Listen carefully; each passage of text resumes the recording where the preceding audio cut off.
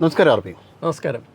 കഴിഞ്ഞ 20 വർഷത്തിലേറെ കാലമായിട്ട് പശ്ചിമ ബംഗാളിൽ പാകിസ്ഥാനിലേക്കും അതോടൊപ്പം തന്നെ ബംഗ്ലാദേശിലേക്കും ഈ ഭീകരവാദ കേന്ദ്രങ്ങളിലേക്കുമൊക്കെ വളരെ കൃത്യമായി ഇന്ത്യയുടെ പൊസിഷൻ എങ്ങനെയാണ്, ഇന്ത്യയുടെ മൂവ്മെൻറ്റ്സ് എങ്ങനെയാണ് എന്ന് തിരക്കിയതിന് ശേഷം അതുമായി ബന്ധപ്പെട്ട രീതിയിൽ ചാരപ്രവർത്തനം നടത്തിക്കൊണ്ടിരിക്കുകയാണ്. ബംഗ്ലാദേശിൽ ഒട്ടുമിക്ക സ്ഥലങ്ങളിലും ഇതിൻ്റെ അനുരണനങ്ങൾ നമുക്ക് കാണാൻ പറ്റുന്ന ഒരു തരത്തിലായിരുന്നു ബംഗ്ലാദേശ് പോയിക്കൊണ്ടിരുന്നത്. ഈ അടുത്ത സമയത്ത് അവിടെ പുതിയ സർക്കാർ, NDA സർക്കാർ അവിടെ അധികാരത്തിൽ കയറിയതിന് ശേഷം ഈ പ്രവർത്തനങ്ങൾക്കൊക്കെയും കാര്യമായ രീതിയിൽ നിരീക്ഷണം നടത്തുകയും ഈ നിരീക്ഷണത്തിനൊടുവിൽ ഇപ്പോൾ റിയാസ് റിസ്വി എന്ന ആൾ കഴിഞ്ഞ കുറച്ചധികം നാളുകളായിട്ട് വാട്സപ്പ്, അതായത് പാകിസ്ഥാനിലേക്ക് വാട്സപ്പ് അക്കൗണ്ട് തുടങ്ങുവാൻ വേണ്ടിയിട്ട് ഇന്ത്യയിൽ നിന്ന് OTP സെൻഡ് ചെയ്ത് കൊടുക്കുന്ന ഒരു പദ്ധതിയുണ്ട്. അങ്ങനെ ആ രീതിയിൽ കൂടി നിരവധിയായിട്ടുള്ള ഇന്ത്യൻ രഹസ്യങ്ങളാണ് കൈമാറിയത് ഈ റിയാസ് റിസ്വി എന്ന് പറയുന്ന ആൾ.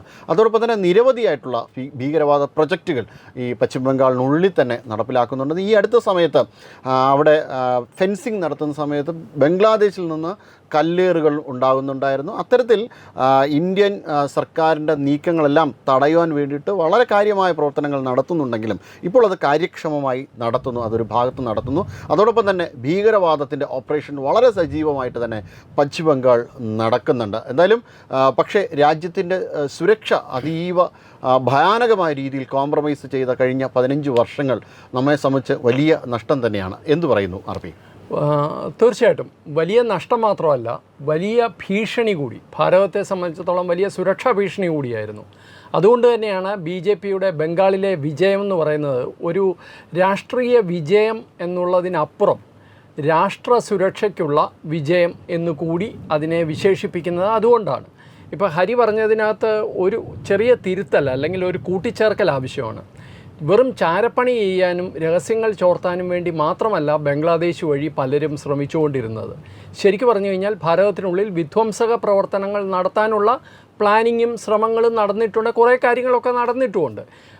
ഈ ഇൻ്റലിജൻസുകാരൊക്കെ തമാശയായിട്ട് പറയും ടോപ്പ് സീക്രട്ട് ബോട്ടം ലീക്ക് എന്ന്. അതായത് ടോപ്പിൽ നമ്മൾ നോക്കിക്കഴിഞ്ഞാൽ എല്ലാം സീൽഡാണ്, ടോപ്പ് സീക്രട്ടാണ്, പക്ഷേ അടിവശം ഒലിച്ചുകൊണ്ടിരിക്കുകയാണ് എന്ന് പറയുന്നത് പോലെയായിരുന്നു ഭാരതത്തിൻ്റെ കാര്യം. ഒരു വശത്ത് നമ്മൾ ഇത്രയും കോടിക്കണക്കിന് രൂപ മുടക്കി സർവലൻസും അതിനുള്ള ടെക്നിക്കൽ ഗാഡ്ജറ്റ്സ്, നമ്മളുടെ BSFൻ്റെയൊക്കെ ജവാന്മാർ ഊണും ഉറക്കവും കളഞ്ഞ് രാത്രി തണുപ്പത്തും വെയിലത്തും ഒക്കെ ഈ മരുഭൂമികളിലൊക്കെ നിന്ന് നമ്മുടെ അതിർത്തി സംരക്ഷിക്കുമ്പോൾ, അല്ലെങ്കിൽ കപ്പലുകൾ നമ്മുടെ സമുദ്രാതിർത്തി സംരക്ഷിക്കുമ്പോൾ, ഇവിടെ ഒരു വശത്ത് ഇത്രയും കിലോമീറ്റർ നീണ്ടു കിടക്കുന്ന ചതുപ്പ് നിലത്തിലൂടെയും നടന്നും അല്ലെങ്കിൽ നദികൾ നീന്തി കയറിയുമൊക്കെ ആൾക്കാർക്ക് യഥേഷ്ടം ഭാരതത്തിനുള്ളിലേക്ക് വരാൻ ഉള്ള അനുവാദം അല്ലെങ്കിൽ അത് സ്പോൺസർ ചെയ്യുന്ന പരിപാടിയാണ് ഭാരതത്തിൽ നടന്നുകൊണ്ടിരുന്നത്. ഇപ്പോൾ തന്നെ നിരവധി വാർത്തകൾ വന്നിട്ടുണ്ട്. അതിൽ TMCയുടെ ഏജൻറ്റുമാരാണ് ഇത് ചെയ്തുകൊണ്ടിരുന്നതെന്ന് പറയുന്നുണ്ട്. ഇപ്പോൾ 2 വർഷം മുമ്പ് നമ്മൾ തിരുവനന്തപുരത്ത് ഒരു ഈ കട്ടിംഗ് സൗത്ത് എന്നും പറഞ്ഞൊരു പരിപാടി വരുന്നതിൻ്റെ അല്ലെങ്കിൽ അങ്ങനെ ഒരു പ്രചരണത്തിന് എതിരായിട്ട് ബ്രിഡ്ജിങ് സൗത്ത് എന്നും പറഞ്ഞ് നമ്മളൊരു പരിപാടി നടത്തി. ഞാൻ തന്നെ അതിൽ ഒരു പ്രസംഗിച്ചിരുന്നു. അപ്പോൾ അതിൽ ഞാൻ പറഞ്ഞപ്പോൾ പലർക്കും വലിയ അത്ഭുതമായിരുന്നു. ആ മേഖലയിൽ വർക്ക് ചെയ്ത ആളെന്നുള്ളതിൽ ഞാൻ അന്ന് പറഞ്ഞത് ഈ 90കളുടെ തുടക്കത്തിൽ വെറും 10 രൂപ കൊടുത്തു കഴിഞ്ഞാൽ അല്ലെങ്കിൽ 20 രൂപ കൊടുത്തു കഴിഞ്ഞാൽ ഒരാൾക്ക് ഭാരതത്തിനുള്ളിൽ എത്താൻ പറ്റുമായിരുന്നു, ഒരു കുഴപ്പമില്ലാതെ. അതായത് 10 രൂപ ബംഗ്ലാദേശി ഗാർഡ്സിനും 10 രൂപ ഇവിടുത്തെ അധികൃതർക്കും ആളൊന്നിക്ക് 20 രൂപ കൊടുത്തു കഴിഞ്ഞാൽ അകത്തെത്തും. അകത്തെത്തിക്കഴിഞ്ഞിട്ട് അവർക്ക് റേഷൻ കാർഡ് മറ്റു കാര്യങ്ങളൊക്കെ 6 മാസത്തിനുള്ളിൽ കിട്ടും. അങ്ങനെയാണ് അസ്സാമിലെ ഡെമോഗ്രഫി തന്നെ മാറിപ്പോയത്. ഇതുതന്നെയാണ് ബംഗാളിലും നടന്നുകൊണ്ടിരുന്നത്. ബംഗാളിൽ TMC എന്ന് പറയുന്ന ഭരണവർഗത്തിൻ്റെ അല്ലെങ്കിൽ ആ ഒരു ഗുണ്ടകളുടെ ഒരു കൂടാരമായിട്ട് അതിനെ വേണമെങ്കിൽ പറയാം. അവർ കൃത്യമായിട്ട് ഇതുപോലൊരു വോട്ട് ബാങ്ക് ഉണ്ടാക്കാനും സ്വാധീനം വർദ്ധിപ്പിക്കാനും അവിടെ നിന്ന് വരുന്നവരെയൊക്കെ വിളിച്ചു കയറ്റുന്നുണ്ടായിരുന്നു. അപ്പോൾ അതോടൊപ്പം തീർച്ചയായിട്ടും ഭീകരരും നുഴഞ്ഞു കയറാനുള്ള ഒരു വഴിയായിട്ട്, നുഴഞ്ഞു കയറേണ്ട ആവശ്യമൊന്നുമില്ല, നേരെ നടന്നു കയറാനുള്ള ഒരു വഴിയായിട്ട് ബംഗ്ലാദേശ് ബംഗാൾ ബോർഡർ ഉപയോഗിച്ചിട്ടുണ്ട്. ഇപ്പോൾ അവരെ എല്ലാം കണ്ടുപിടിച്ച് തിരിച്ചയക്കുന്ന വളരെ ശ്രമകരമായ ജോലിയാണ് ബംഗാൾ സർക്കാർ ഇപ്പോൾ ഏറ്റെടുത്തിരിക്കുന്നത്. കുറേ കാര്യങ്ങൾ നടക്കുന്നുണ്ട്, പക്ഷേ വളരെയധികം മുന്നോട്ട് ഈ വഴിയിൽ സഞ്ചരിക്കാനുമുണ്ട്. തീർച്ചയായിട്ടും അത്തരത്തിൽ, അതായത് ഇവിടെ തങ്ങണം എങ്കിൽ തീർച്ചയായിട്ടും ജയിലിലാകും, അല്ലെന്നുണ്ടെങ്കിൽ ഓടി രക്ഷപ്പെട്ടോളാന്ന് പറഞ്ഞത്. 50,000-ഓളം റേഷൻ കാർഡുകളാണ് ഈ അടുത്ത സമയത്തിന് തന്നെ പിടിച്ചത്. 50,000 അല്ല, 5 ലക്ഷമല്ല, കോടി, 1 കോടിയിലേറെ റേഷൻ കാർഡുകൾ ഇതുമായി ബന്ധപ്പെട്ട് ബംഗാളിലുണ്ട് എന്ന തരത്തിൽ തന്നെയാണ് നീക്കങ്ങൾ തുടർന്നുകൊണ്ടിരിക്കുന്നത്. അത്തരത്തിൽ അനധികൃതമായ റേഷൻ കാർഡുകളും ആധാർ കാർഡുകളും ഉപയോഗിച്ചുകൊണ്ട് അവർ നടത്തുന്ന നീക്കങ്ങൾ വലുതാണ്. അതായത് റേഷൻ കാർഡ് വഴി നമ്മുടെ ലീക്കേജ് തന്നെ ബംഗാളിനെ സംബന്ധിച്ചിടത്തോളം വളരെയധികം ദാരിദ്ര്യം ഉള്ള ഒരു സംസ്ഥാനമാണ്. ഒരു കാലത്ത് ഭാരതത്തിൻ്റെ ഏറ്റവും സമ്പന്നമായ സംസ്ഥാനമായിരുന്നു, പ്രദേശമായിരുന്നു എങ്കിൽ അതിനുശേഷം ബംഗാൾ ഒരു ദരിദ്ര സംസ്ഥാനമാണ്. ആ ദരിദ്ര സംസ്ഥാനത്തിനകത്താണ് അവിടുത്തെ ജനങ്ങൾക്ക് ലഭ്യമാകേണ്ട പബ്ലിക് ഡിസ്ട്രിബ്യൂഷൻ സിസ്റ്റം വഴി കിട്ടേണ്ട സാധന സാമഗ്രികൾ ഇത്തരത്തിൽ അന്യരാജ്യങ്ങളിലുള്ളവർക്ക് കൊടുക്കുന്നത്. അതുപയോഗിച്ചുകൊണ്ട് അവർ ഈ ഭീകരവാദ പ്രവർത്തനങ്ങൾ ഈ നാട്ടിൽ നടത്തുന്നതിന്, അതായത് ഒരു വശത്ത് ഇതുപോലെയുള്ള അഭയാർത്ഥികളെന്നും പറഞ്ഞ് ഇവിടെ വന്ന് കയറുന്നവർ അല്ലെങ്കിൽ നുഴഞ്ഞുകയറ്റക്കാർ ഇവിടെ വന്ന് സ്ഥാനം ഉറപ്പിക്കുമ്പോൾ അതിന് പാരലായിട്ട് ആ വഴി ഉപയോഗിച്ച് ഭീകര നെറ്റ്വർക്ക് നടന്നിട്ടുണ്ട്. ഇതിനൊരു പശ്ചാത്തലമുണ്ട്. വളരെ കൃത്യമായിട്ട് തന്നെ നമുക്കറിയാം, ബംഗ്ലാദേശിനുള്ളിൽ അതിശക്തമായ ഒരു ഇന്ത്യ വിരുദ്ധ ലോബിയുണ്ട്. അപ്പോൾ ഷെയ്ഖ് ഹസീന അവിടെ പ്രധാനമന്ത്രിയായിരുന്നപ്പോൾ ഒരു പരിധി വരെ അവർ ഇതിനെ അടിച്ചമർത്തിയിരുന്നു. കാരണം അവർക്ക് ഭാരതവുമായിട്ട് നല്ല ബന്ധം ആവശ്യമായിരുന്നു. അതുകൊണ്ട് അവരിതിനെ അടിച്ചമർത്തിയിരുന്നു. പക്ഷേ അവർ പോയി മുഹമ്മദ് യൂനസ് എന്ന് പറയുന്ന അമേരിക്കൻ ഡീപ് സ്റ്റേറ്റിൻ്റെ ഏജൻറ്റ് അധികാരത്തിൽ വന്നതോടുകൂടി ഇവർക്ക് തുറന്ന ഒരു കളിക്കളം പോലെ ബംഗ്ലാദേശ് മുഴുവൻ തുറന്നു കിട്ടുമായിരുന്നു. അതിലേക്ക് എരച്ചെത്തിയിട്ടുണ്ട് ആൾക്കാർ. അതായത് ഇപ്പോൾ താങ്കൾ നേരത്തെ പറഞ്ഞു, ബംഗാളിൽ പിടികൂടപ്പെട്ട ചില ആൾക്കാരെ ഈ വിധ്വംസക പ്രവർത്തനത്തിന് വേണ്ടിയിട്ടേ പലരെയും പിടിക്കുന്നു എന്ന് പറഞ്ഞു. ഇവരുടെ ഏജൻറ്റുമാരെന്ന് പറയുന്നത്, അല്ലെങ്കിൽ ഇവരുടെ ഹാൻഡിലേഴ്സ് എന്ന് പറയുന്നത് വെറും ബംഗ്ലാദേശികളൊന്നുമല്ല, പാകിസ്ഥാനികൾ പോലുമല്ല. ഈവൻ വെസ്റ്റ് ഏഷ്യ, പശ്ചിമേഷ്യയിൽ നിന്ന് ആ പ്രദേശത്തുള്ള ആൾക്കാർ പോലും നേരിട്ട് ബംഗ്ലാദേശുമായിട്ട് ബന്ധം പുലർത്തുന്നതായിട്ട് NIA പറയുന്നുണ്ട്. അതായത് അവരുടെ ശിക്ഷണത്തിലാണ് ബംഗ്ലാദേശിനുള്ളിൽ നിന്നുകൊണ്ട് ഭാരതത്തിനെതിരെ ബംഗാൾ വഴി വിധ്വംസക പ്രവർത്തനം നടത്താൻ പരിശീലനം കൊടുക്കുന്നത്. നമുക്ക് തന്നെ അറിയാമല്ലോ, ഒരു അമേരിക്കക്കാരനെ മരിച്ച നിലയെ കണ്ടെത്തി. ഈയിടെ മറ്റൊരു അമേരിക്കക്കാരനെയും കുറേ ഉക്രൈനിയൻ പൗരന്മാരെയും പിടിച്ചു. അപ്പോൾ ഇതൊക്കെ നടക്കുന്നതിൻ്റെ ഒരു പ്രധാന കവാടമായിട്ട്, ഇവർക്ക് ഭാരതത്തിലെത്താനുള്ള കവാടമായിട്ട് ബംഗാൾ മാറിയിട്ടുണ്ട് എന്നുള്ള കാര്യത്തിൽ യാതൊരു സംശയമില്ല. അപ്പോൾ ബംഗ്ലാദേശ് എന്ന് പറയുന്നത് തന്നെ ഈ ഇന്ത്യ വിരുദ്ധ പ്രവർത്തനത്തിൻ്റെ ഒരു കൂടാരമായിട്ട്, അതിൻ്റെ ഒരു വലിയ ബ്രീഡിംഗ് ഗ്രൗണ്ടായിട്ട് മാറിയിട്ടുണ്ട്. അവിടെ ISI ഉണ്ട്, അവിടെ CIA ഉണ്ട്, അവിടെ ഈ പറയുന്ന ഇസ്ലാമിക് സ്റ്റേറ്റ് ഖൊറാസാൻ അവരുമായിട്ടുള്ള ബന്ധവും കണ്ടുപിടിച്ചിട്ടുണ്ട്. ഒരാളെ കഴിഞ്ഞ മാർച്ച് 2023 അങ്ങേരുടെ പേര് സയ്യദ് ഇദ്രീസ് എന്നാണ്. അയാളെ 10 വർഷത്തെ ജീവപര്യന്തത്തിന് ശിക്ഷിച്ചിട്ടുണ്ട്. അയാളുടെ ബന്ധം ഇസ്ലാമിക് സ്റ്റേറ്റുമായിട്ടാണ്. അപ്പോൾ ഇന്ന് നോക്കിക്കഴിഞ്ഞു കഴിഞ്ഞാൽ ഒരുമാതിരി ആഗോളതലത്തിലുള്ള ഇന്ത്യ വിരുദ്ധരായ എല്ലാ ഇസ്ലാമിക തീവ്രവാദികൾക്കും ISI പോലുള്ള ചാരസംഘടനകൾക്കും ഒരു ബ്രീഡിംഗ് ഗ്രൗണ്ടായിട്ട് ധാക്കയും ചിറ്റഗോങ്ങും മാറിയിട്ടുണ്ട്. അപ്പോൾ ഇതിൻ്റെ ഫലം എവിടെയാണ് ഉണ്ടാകുന്നത്? ഈ ഭീകരവാദികളുടെ ഒരു വലിയ നെറ്റ്വർക്ക് ബംഗാളിനുള്ളിൽ ഉണ്ടായിട്ടുണ്ട്. 24 പർഗാനാസ്, മാൾഡ, അതേപോലെ മുർഷിദാബാദ്, നാദിയ ഈ പറയുന്ന ജില്ലകളിലെല്ലാം തന്നെ വലിയ തോതിൽ ഭീകര നെറ്റ്വർക്ക് ഉണ്ടായിട്ടുണ്ട്. ഇതിപ്പോഴെങ്കിലും പിടിച്ചു കെട്ടിയത് നന്നായി. അല്ലെങ്കിൽ വടക്ക് കിഴക്കൻ സംസ്ഥാനങ്ങൾ ഉൾപ്പെടെ, ബംഗാൾ ഉൾപ്പെടെ നമ്മുടെ കയ്യിൽ നിന്ന് വഴുതി പോകുന്ന ഒരു ഭീകരമായ സ്ഥിതി ഉണ്ടാകുമായിരുന്നു. തീർച്ചയായിട്ടും. ചിറ്റഗോങ് എന്ന് പറഞ്ഞുകൊണ്ടാണ്, ചിറ്റഗോങ് എന്ന് നമ്മൾ പറയുമ്പോൾ ആദ്യം നമുക്ക് ഓർമ്മ വരുന്നത് ദേശീയതയുമായി ബന്ധപ്പെട്ട ചിറ്റഗോങ് ആർമറിയാണ്. അത്രയേറെ ദേശീയതയുടെ സ്മരണകൾ ഉറങ്ങുന്ന ബംഗാളിലാണ് ഇത്തരത്തിലുള്ള കാര്യങ്ങൾ നടക്കുന്നുണ്ട്. മമതാ ബാനർജിക്ക് കഴിഞ്ഞ 15 വർഷവും ബംഗ്ലാദേശിലെ ഭീകരവാദ സംഘടനയായ ജമാഅത്തുൽ മുജാഹിദിനുമായി അടുത്ത ബന്ധമുണ്ടെന്നൊക്കെയാണ് പറയപ്പെടുന്നത്. അപ്പോൾ അത്തരത്തിൽ പോലും രാജ്യത്തെ ഒരു പ്രധാനപ്പെട്ട സംസ്ഥാനത്തിൽ ഭരിക്കുന്ന മുഖ്യമന്ത്രിക്ക് പോലും ഇത്തരത്തിലുള്ള ബന്ധങ്ങളുണ്ട് എന്ന് വളരെയധികം സംശയിക്കുകയും അത് ഏറെക്കുറെ ഉറപ്പിച്ച രീതിയിൽ നമുക്ക് പറയുവാനും കഴിയുന്നത്. മുഖ്യമന്ത്രിക്ക് ജമാഅത്തുൽ മുജാഹിദീൻ ബംഗ്ലാദേശ് JMB. അതെ. പക്ഷേ വേറെ തൃണമൂൽ നേതാക്കന്മാർക്ക് അതിലും ഭീകര എന്ന് വെച്ച് കഴിഞ്ഞാൽ അപകട സ്വഭാവമുള്ള വേറെ സംഘടനകളുണ്ട്.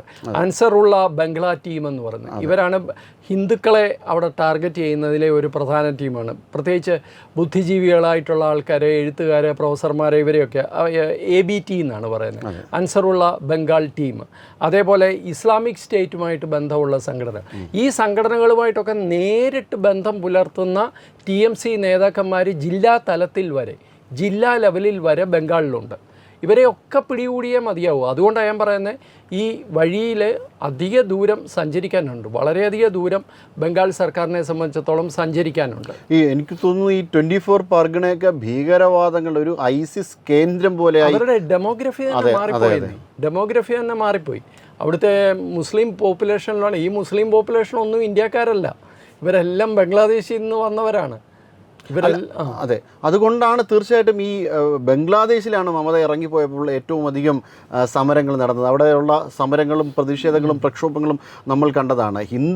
ഇന്ത്യയിൽ ബീഫ് കഴിക്കാൻ സമ്മതിക്കില്ല എന്ന് പറഞ്ഞുകൊണ്ട് അവരൊരു പ്രക്ഷോഭം നടത്തി. ഇന്ത്യയിൽ പശുക്കളെ കൊല്ലാൻ സമ്മതിച്ചില്ല എങ്കിൽ ഞങ്ങൾ ഹിന്ദുക്കളെ കൊല്ലും എന്ന് പറഞ്ഞുകൊണ്ട് അവിടെ ഒരു പ്രക്ഷോഭം നടത്തി.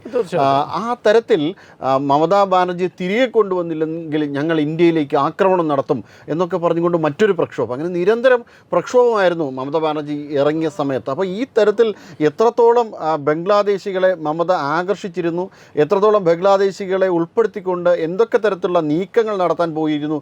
ഒരു പക്ഷേ അർപ്പി നേരത്തെ സൂചിപ്പിച്ചതുപോലെ ഇപ്പോഴെങ്കിലും മമതാ ബാനർജിയെ അവിടെ നിന്ന് പറഞ്ഞയച്ചില്ലായിരുന്നുവെങ്കിൽ ഒരുപക്ഷെ നമുക്ക് ബംഗാൾ തന്നെ നഷ്ടപ്പെട്ടു പോകുമായിരുന്നു. ആ തരത്തിലായിരുന്നു കാര്യങ്ങളൊക്കെയും. തീർച്ചയായിട്ടും. അപ്പോൾ ഇതിന് അതായത് ഇപ്പോൾ ഇവരെ അനധികൃത കുടിയേറ്റക്കാരെ തിരിച്ചു വിടുന്നതിന് പാരലായിട്ട് തന്നെ, സമാന്തരമായിട്ട് തന്നെ ഇങ്ങനെ ഒരു വലിയ ഓപ്പറേഷനും കൂടി ബംഗാളിൽ നടക്കുന്നുണ്ട്. ഭീകരരെ കണ്ടെത്തുക, ചിലരെയൊക്കെ കണ്ടെത്തി അല്ലെങ്കിൽ അറസ്റ്റ് ചെയ്തു, പിന്നീട് അവരെ കാണുന്നില്ല എന്നൊക്കെ ചില പരാതികളൊക്കെ വന്നിട്ടുണ്ട്. അങ്ങനെ 1-2 മനുഷ്യാവകാശ ലംഘനം എന്നൊക്കെ പറഞ്ഞ് പരാതികളൊക്കെ അവിടെ എവിടെയും ഒന്നായിട്ട് കേട്ടു. എന്തായാലും ഭീകരരെ കണ്ടെത്തുക, അവരെ എന്തായാലും ഡീപ്പോർട്ട് ചെയ്യാൻ പറ്റില്ല, അവരെ നിയമത്തിൻ്റെ മുമ്പിൽ കൊണ്ടുവരിക എന്നുള്ള ഒരു ശ്രമകരമായ ദൗത്യം കൂടി ഇപ്പോൾ ബംഗാളിൽ നടക്കുന്നുണ്ട്. ഇപ്പോഴത്തെ നടക്കാൻ പോകുന്ന ഇനി 1-2 കാര്യങ്ങൾ കൂടി ബംഗാൾ സർക്കാർ ചെയ്യേണ്ടതുണ്ട്, ചെയ്യും എന്നാണ് ഞാൻ മനസ്സിലാക്കുന്നത്.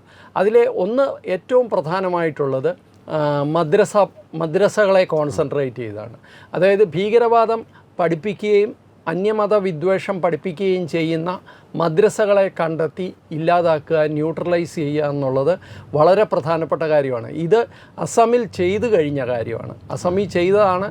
അസമിൽ അത് ഏറ്റവും, കാരണം ഭാവിയിലേക്കുള്ള ഒരു വലിയ അപകട സാധ്യത ഇല്ലാതാക്കുകയാണ്. ചെറിയ കുഞ്ഞുങ്ങളെയാണ് ഇത്തരം മത പഠന ക്ലാസ് എന്നുള്ള പേരിൽ ഇത്തരം അന്യമത വിദ്വേഷവും തീവ്രവാദവും ഒക്കെ പഠിപ്പിച്ച് അതിനെ വലിയ പൊലിപ്പിച്ച് കാണിക്കുന്നത്. അപ്പോൾ അത്തരം മദ്രസകളെ പിടിച്ചടക്കുക അല്ലെങ്കിൽ പിടിക്കുക എന്നുള്ളതാണ്. രണ്ടാമത്തെ കാര്യം സ്ലീപ്പർ സെല്ലുകളെ കണ്ടെത്തുക എന്നുള്ളതാണ്. അത് ഇത്തിരി ബുദ്ധിമുട്ടാണ്. ഇപ്പോൾ ഭീകരരെ കണ്ടെത്താൻ സാധിക്കും, അല്ലെങ്കിൽ ഭീകരവാദികളായിട്ട് അപ്പുറത്തു നിന്ന് വന്നവരെ കണ്ടെത്താൻ സാധിക്കും. പക്ഷേ ഇന്ത്യക്കകത്ത് തന്നെയുള്ള ഇതുപോലെയുള്ള സംഘടനകളുടെ, ഇപ്പോൾ ഈ JMBയുടെ ഒക്കെ കാര്യം പറഞ്ഞു, ഇതുപോലെയുള്ള സംഘടനകളുടെ സ്ലീപ്പർ സെല്ലുകളെ കണ്ടെത്തുക എന്നുള്ളത് മറ്റൊരു വളരെ ശ്രമകരമായ ദുഷ്കരമായ ദൗത്യമാണ്. അപ്പോൾ അതിലേക്കും കൂടി ബംഗാൾ സർക്കാർ കടക്കുന്നു എന്നാണ് ഞാൻ മനസ്സിലാക്കുന്നത്. ഇതിനകത്ത് ഏറ്റവും പ്രധാനപ്പെട്ട ഒരു കാര്യം എന്താണെന്ന് വെച്ച് കഴിഞ്ഞാൽ, സർക്കാരിൻ്റെ മുമ്പിലുള്ള ഏറ്റവും വലിയ വെല്ലുവിളി എന്ന് പറയുന്നത് ബംഗാളിലെ പോലീസിനെ ഒന്ന് ഇക്കാര്യത്തിൽ സജീവമാക്കുക എന്നുള്ളതാണ്. ഞാൻ കഴിഞ്ഞ ദിവസം ഒരു കേന്ദ്ര ഉദ്യോഗസ്ഥനോട് സംസാരിച്ചപ്പോൾ അദ്ദേഹവും പറഞ്ഞ പോയിൻ്റ് ഇതാണ്. അതായത് ബംഗാളിൽ പ്രവർത്തിക്കുന്നതിന് ഇപ്പോൾ കേന്ദ്ര ഏജൻസികൾ തമ്മിൽ വലിയ കോർഡിനേഷൻ നടക്കുന്നുണ്ട്. അത് BSF പോലെയുള്ള സംഘടനകൾ, ഇൻ്റലിജൻസുമായിട്ട് ബന്ധപ്പെട്ട സംഘടനകൾ, ഇവരെല്ലാം തമ്മിൽ വലിയ കോർഡിനേഷൻ നടക്കുന്നുണ്ട്, പാരാമിലിറ്ററി, മിലിറ്ററി ഫോഴ്സസ്. പക്ഷേ ഈ ഒരു ഇതിലേക്ക് ബംഗാൾ പോലീസിനെ എത്തിക്കാൻ ഇതുവരെ സാധിച്ചിട്ടില്ല. അതെന്താണെന്ന് വെച്ച് കഴിഞ്ഞാൽ, ബംഗാൾ പോലീസ് കഴിഞ്ഞ 10 വർഷമായിട്ട് ഈ ഒരു നിർജ്ജീവമാണ് ഇത്തരം വിഷയങ്ങളിൽ. അല്ല, മൊറയിൽ നഷ്ടപ്പെട്ടു. ഒരു അമിത്ഷാ തന്നെ ഒരു പരിപാടിക്കിടെ പറഞ്ഞത് നിങ്ങൾ ഇറങ്ങി പൊയ്ക്കോളൂ എന്നാണ് അവിടുത്തെ പോലീസിനോട്. ആ രീതിയിൽ അപ്പോൾ നമ്മുടെ ഇപ്പോൾ കേരളത്തിൻ്റെ പോലീസിൻ്റെയും അവസ്ഥ ഏകദേശം സമാനമായ രീതിയിലാണ്. മൊറയിൽ നഷ്ടപ്പെട്ട അവസ്ഥയിലാണ്. കേന്ദ്ര ഏജൻസികൾ എത്തിയപ്പോൾ തന്നെ അവർ അറ്റാക്ക് ചെയ്യാൻ ശ്രമിച്ചു, അതിനെ തടയാൻ കഴിഞ്ഞില്ല. അവർ മൊറയിൽ നഷ്ടപ്പെടുന്നതിൻ്റെ ഒരു ലക്ഷണമാണ്. ഇതിനേക്കാൾ വളരെ ക്രൂരമായ അവസ്ഥയിലാണ്, ഭയാനകമായ അവസ്ഥയിലാണ് ബംഗാളിൽ. ഏകദേശം 15 വർഷം മമതയും അതിന് മുന്നേ ഉള്ള CPMൻ്റെ ഭരണവും എല്ലാം കൊണ്ട് അവിടുത്തെ പോലീസിനെ എന്താ എന്താ പറയുക ഷണ്ഡീകരിച്ചു എന്ന് തന്നെ നമുക്ക് പറയാൻ കഴിഞ്ഞ തരത്തിലേക്കാണ് അവിടുത്തെ പോലീസ് സംവിധാനം ആകെ മാറിയത്. ഇല്ലീഗൽ മദ്രസാസ് നേരത്തെ RP സൂചിപ്പിച്ച പോലെ ഇല്ലീഗലായി പ്രവർത്തിക്കുന്ന മദ്രസകളെയൊക്കെ അവിടെ നിന്ന് നീക്കം ചെയ്യാനുള്ള കാര്യം ഏർപ്പാടാക്കിയിട്ടുണ്ട്. അതോടൊപ്പം തന്നെ ബോർഡർ കേന്ദ്രീകരിച്ചുള്ള എല്ലാ ഇല്ലീഗൽ സ്ട്രക്ചേഴ്സും നീക്കം ചെയ്യുവാൻ വേണ്ടിയിട്ട് കേന്ദ്ര ആഭ്യന്തരമന്ത്രി അമിത്ഷാ ഇതിനോടകം തന്നെ നിർദ്ദേശം കൊടുത്തു കഴിഞ്ഞു. ബാങ്കിങ് ട്രാൻസാക്ഷൻസ് വളരെ ക്ലോസ് ആയിട്ട് ഒബ്സർവ് ചെയ്യാൻ വേണ്ടിയിട്ട് നീക്കങ്ങളൊക്കെ നടക്കുന്നുണ്ട്. ഇത്തരത്തിൽ വളരെ സജീവമായിട്ട് തന്നെയാണ് ബംഗാളിനെ നിരീക്ഷിക്കുന്നത്.